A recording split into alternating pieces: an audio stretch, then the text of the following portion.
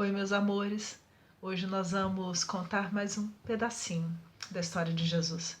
Só que é um pedacinho que tem mais informação no entorno do que na história propriamente dita. Por que isso acontece? Quando Paulo de Tarso, começou a estudar os ensinos, as notícias sobre tudo aquilo que Jesus, que o Messias tinha deixado aqui no mundo, ele buscou pessoas que tinham convivido com ele muito de perto. E isso porque Paulo não teve a oportunidade de conhecer Jesus. Ele acabou chegando em Jerusalém, né, e tomando contato com as notícias dos evangelhos algum tempo depois da sua morte.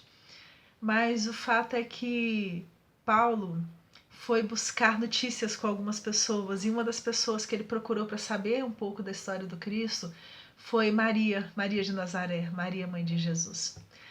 E como toda mãe amorosa, saudosa, ela contou para ele as recordações que ela tinha do seu filho, principalmente as recordações da sua infância.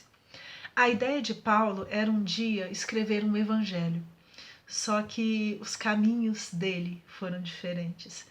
Ele acabou ficando mais conhecido pelas cartas que ele deixou para as igrejas nascentes, para os núcleos nascentes do cristianismo.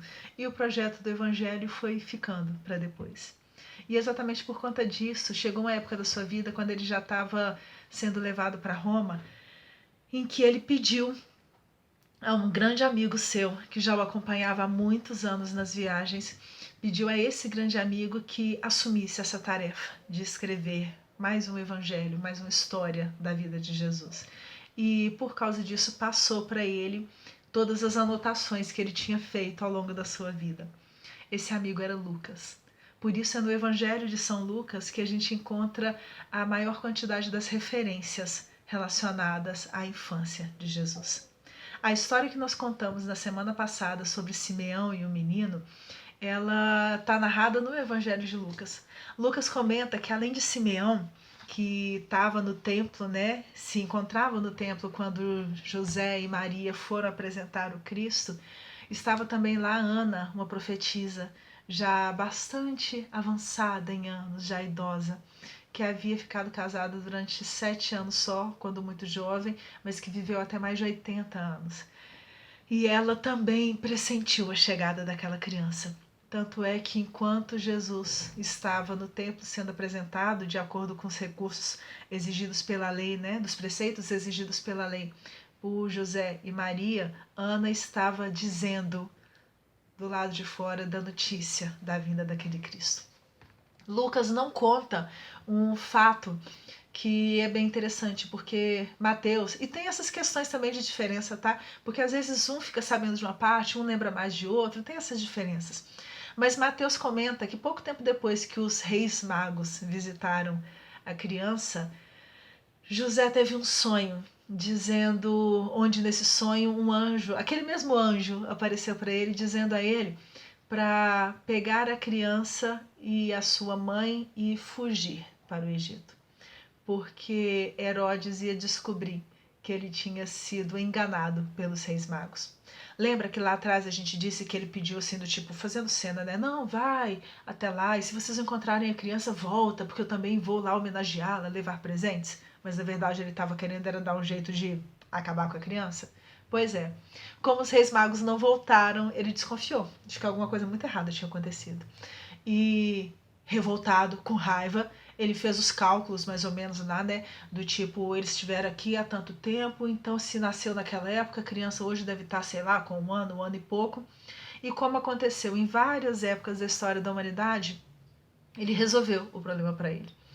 Lançou uma ordem, emitiu uma ordem, falando que todas as crianças daquela região que tivessem até 2 anos de idade e que fossem do sexo masculino deveriam ser mortas.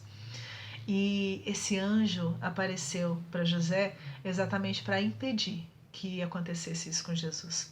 Diz as tradições do Evangelho de Mateus que José pega a criança, pega Maria, foge com eles para o Egito e permanece lá no Egito, até que eles recebem a notícia, ele recebe a notícia também em sonho, de que Herodes tinha morrido e que eles poderiam voltar em segurança. Só que como o filho dele, né, de Herodes, tinha assumido o trono, ele fica um pouco assim, não sei se é uma boa ideia. E é por isso que eles vão, quando retornam para aquela região, eles vão para outra cidade, eles vão para Nazaré, na Galileia. E é por isso que Jesus era conhecido como Nazareno. O Evangelho de Lucas vai trazer para a gente ainda algumas notícias, que são notícias muito bonitas daquilo que vai acontecendo. E daqui para frente, nós vamos mesclar, da mesma forma que já fizemos com a história de Simeão, nós vamos mesclar os ensinamentos que a gente tem dos evangelhos com os ensinamentos das obras de Amélia Rodrigues, de Humberto de Campos e de um outro espírito chamado Blandina. Por quê? Porque, como já mencionamos rapidamente, eles estudaram no mundo espiritual fragmentos da vida de Jesus e trouxeram, através de diversos médiuns, principalmente Chico Xavier e Divaldo Franco, trouxeram para a gente essas notícias do que tinha acontecido. E é muito bonito, porque eles não vão falar só dos grandes momentos, mas eles vão falar também daqueles momentos pequenininhos, em que, com muito carinho, com muito amor, Jesus chega para aqueles que estavam próximos a ele, consolando, amparando, aliviando as dores, não somente dando os grandes ensinamentos, mas exemplificando todos esses grandes ensinamentos. E é por isso que nós vamos começar, às vezes, a pincelar um pouquinho daqui, um pouquinho de lá. Hoje nós vamos ficar por aqui. Na semana que vem a gente vai conhecer uma história muito interessante. A história de quando Jesus foi, aos 12 anos de idade aproximadamente, junto com seus pais para a festa em Jerusalém. E aconteceu muita coisa legal nessa festa de Páscoa, nessas festas, porque eram vários dias. Mas a gente vai entrar em detalhes sobre isso na semana que vem. Um beijo grande para vocês.